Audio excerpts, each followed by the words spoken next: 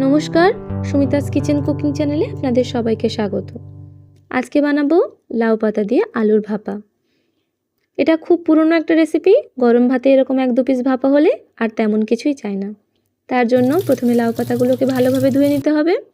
এরপর একটা পাত্রে একটু আলু করে নিয়েছি, তাতে দিলাম জিরে বাটা আর সর্ষে বাটা। এবার নুনের সাথে ভালো করে পুরটাকে মেখে নিতে হবে। এবার এরকম দুটো পাতা জয়েন করে নিয়েছি, আর এই পুরটাকে পাতার উপরে সুন্দরভাবে বসিয়ে নিতে হবে। এবার ওপর থেকে দিয়ে দেবো একটা কাঁচা লঙ্কা, আর পাতাটাকে চারপাশ থেকে সুন্দরভাবে মুড়ে নেব, যেন পুরটা কোথাও দিক দিয়ে বেরিয়ে না যেতে পারে। এবার কড়াই একটু সাদা তেল দিলাম, দিয়ে পাতাটাকে উল্টে বসিয়ে দেব। সোজা করে বসালে পাতাটা খুলে যেতে পারে।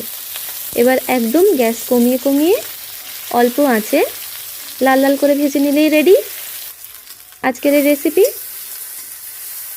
এটা বানাতে তেমন কিছুই লাগে না, হাতের কাছে থাকা খুব সামান্য উপকরণ দিয়েই এই রেসিপিটা আপনারা তৈরি করে নিতে পারবেন। একটু সময় সাপেক্ষ ঠিকই, কিন্তু ভীষণ টেস্টি। এটা আমি প্রথম খেয়েছি আমার শ্বশুরবাড়ি এসে।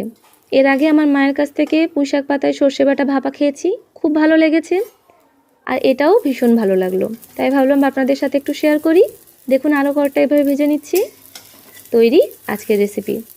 আপনাদের কেমন লাগলো অবশ্যই কমেন্ট করে জানাবেন। ভালো লাগলে লাইক করবেন, শেয়ার করবেন আর চ্যানেলটিকে সাবস্ক্রাইব করে দেবেন। ধন্যবাদ।